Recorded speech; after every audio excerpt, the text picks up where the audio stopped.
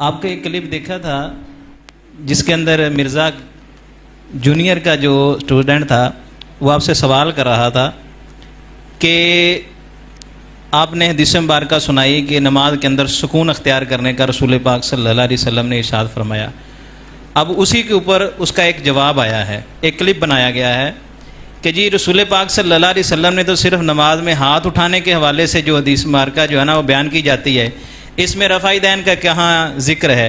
اور اگر رفع دین کا ذکر ہے تو آپ نماز میں شروع والی رفع دین کیوں نہیں چھوڑتے, اور جو عیدین والی رفع دین ہے وہ کیوں نہیں چھوڑتے, اور جو جنازے کے اندر ہم ہاتھ اٹھاتے ہیں وہ کیوں نہیں چھوڑتے؟ اس حوالے سے رہنمائی فرما دیجیے. اچھا, گزارش یہ ہے کہ بھئی وہی بات ہو گئی کہ بھئی پنجابی چاہتے ہیں بھئی اللہ اس کو مروائی جس پہلے بھی کوئی ماریا ہوا ہے بھئی بندہ. ساڑھا ہوں واسطہ چھوٹے مرزا نال کہ بھئی کہتے ہیں کہ بھئی حدیث میں ہے نحنو رافعو ایدینا فی الصلاۃ, یہ لفظ ہے خرج علینا رسول اللہ صلی اللہ علیہ وسلم, حدیث کی لفظ پڑھ رہا ہوں. نبی پاک ہمارے پاس تشریف لائے, یعنی منظر کشی کر رہا ہوں.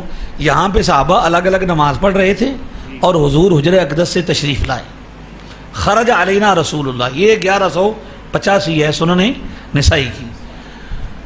نحنو رافعو ایدینا فی الصلاۃ, الگ الگ کر کے بتایا. نحنو کا معنی ہے ہم, رافعو کا معنی ہے اٹھا رہے تھے, ایدی کا معنی, ایدینا کا معنی ہاتھ, فی کا معنی میں, صلاۃ کا معنی نماز. ٹھیک ہے, ہم نماز میں رفع یدین کر رہے تھے.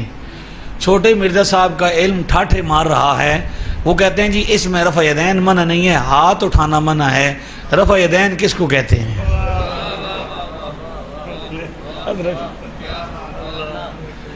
بزرگوں دسو تسی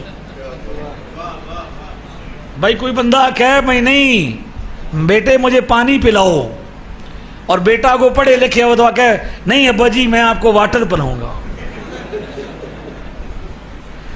ہاتھ اٹھانے کا ہی ذکر ہے نماز میں. رفع یدین ہاتھ اٹھانے کو کہتے ہیں عربی زبان میں, رفع کہتے کس کو ہے؟ ٹھیک ہے, اس لیے جی کہتے ہیں کہ نماز میں سلام کرتے تھے. اس طرف آ رہے ہیں نا. پہلے تو آپ نے جو مجھے بتایا ہے نا بھائی وہ کہتے ہیں نماز میں ہاتھ اٹھانے کا ذکر ہے, وہ میں نے دیکھا ہے کلپ مجھے کنے بھیجا ہے چھوٹے مرزا صاحب کا, کہ وہ کہتے ہیں بھائی رفع یدین منع نہیں ہے, ہاتھ اٹھانا منع ہے جی.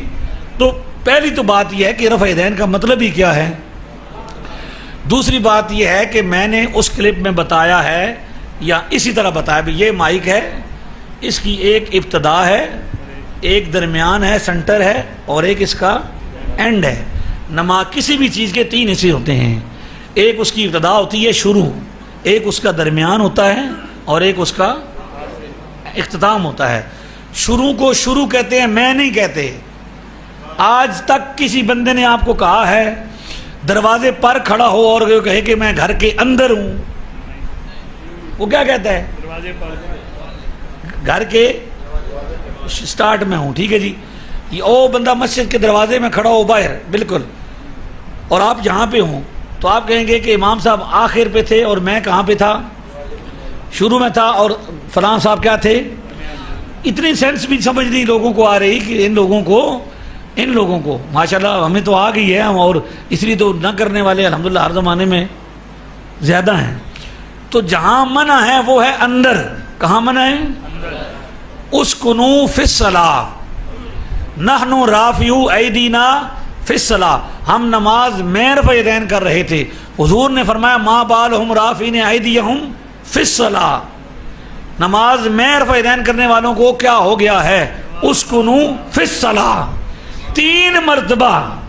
حضرت یہ بھی ہمارا ہی کارنامہ ہے کہ لوگ یہ حدیث پیش کرتے تھے مسلم سے, اور مسلم میں تھی مختصر, تو ہم نے جب نسائی سے نکالی نا, تو امام نسائی کا جب رگڑا تو پھر اب ہو گئی بات واضح کہ نماز کے اندر منع ہے, اس لیے شروع میں منع نہیں, آخر والا منع الگ ہوا. وہ 1186 میں موجود ہے سلام کے وقت.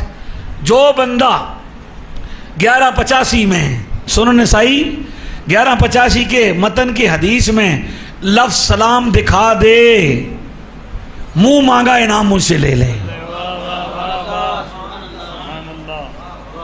ترجمہ کرنے والا 360 والا بریکٹ ڈال کے اختتام اور سلام کے لفظ ڈال کے ترلا ڈالتا ہے تاکہ کیا ہو جائے، بچت ہو جائے۔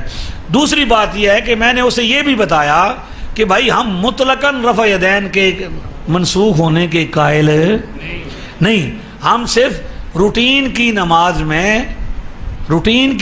میں رفع یدین کے، نماز کے اندر کے رفع یدین کے منسوخ کے قائل ہیں، اور اس کی حدیث ہماری دلیل کون سی ہے؟ سنن نسائی 1185 ہے۔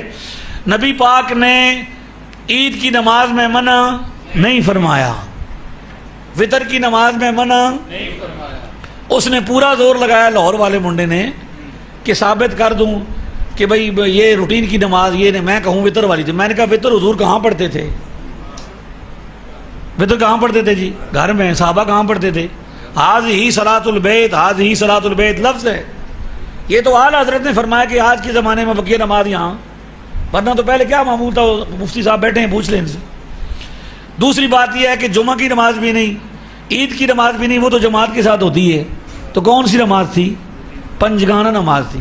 تو بتایا بھائی ہر نماز کی الگ الگ کتنی قسمیں ہیں؟ 4 قسمیں ہیں، نماز پنجگانہ، نماز جنازہ، نماز وطر، نماز عیدین۔ ہر نماز کو ادا کرنے کا طریقہ شریعت نے الگ بتایا ہے۔ نماز جنازہ الگ طریقہ ہے، نماز پنجگانہ ادا کرنے کا طریقہ، نماز عید کا طریقہ، نماز وطر کا طریقہ۔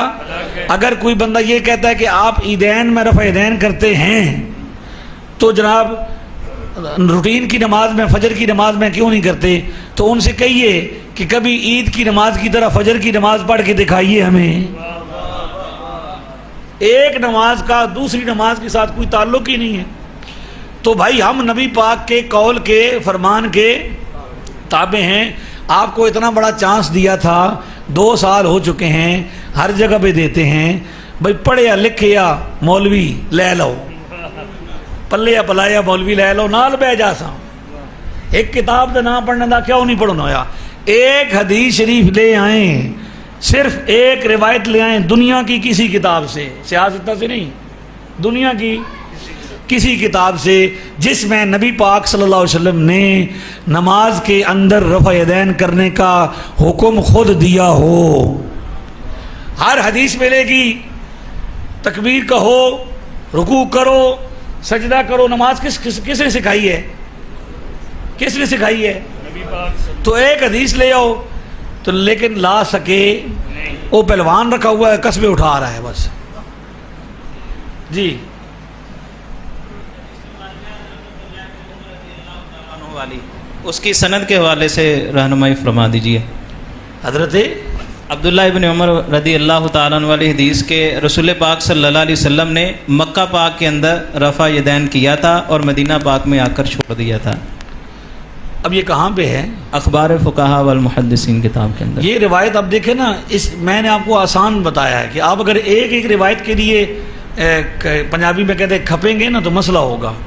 یہ روایت کیا ہے؟ صحابی کا عمل ہے۔ یہ کیا ہے؟ اس سے اعلیٰ درجے کی روایت بخاری میں موجود ہے ابن عمر والی، ایسا ہی ہے نا۔ تو صحابہ کرام کے عمل میں، اقوال میں اختلاف ہے، دونوں طرف موجود ہیں، کرنے والے بھی اور نہ کرنے والے بھی۔ ہم نے فیصلہ کروایا رسول اللہ صلی اللہ علیہ وسلم کے قول سے۔ حدیث کی کتنی قسمیں ہیں؟ قولی، فعلی، تقریری۔ اور اسی طرح جس طرح ان کی تقسیم ہے، اسی طرح ان کا درجہ بھی، کہ قولی کے ہوتے ہوئے فعلی کی جب دونوں میں تعارض ہوگا تو ترجیح کس کو ہوگی؟ قولی کو ہوگی۔ تو لہذا قولی حدیث لے کر آئے۔ باقی مجھے اس کے بارے میں نہیں، میں جو آپ بتا رہے ہیں میرے نہیں، اس میں نے اس کو پڑھا، بعد میں آپ رابطہ کر لیجیے گا تو انشاءاللہ کر لیں گے، دیکھ لیں گے اس کو۔ جی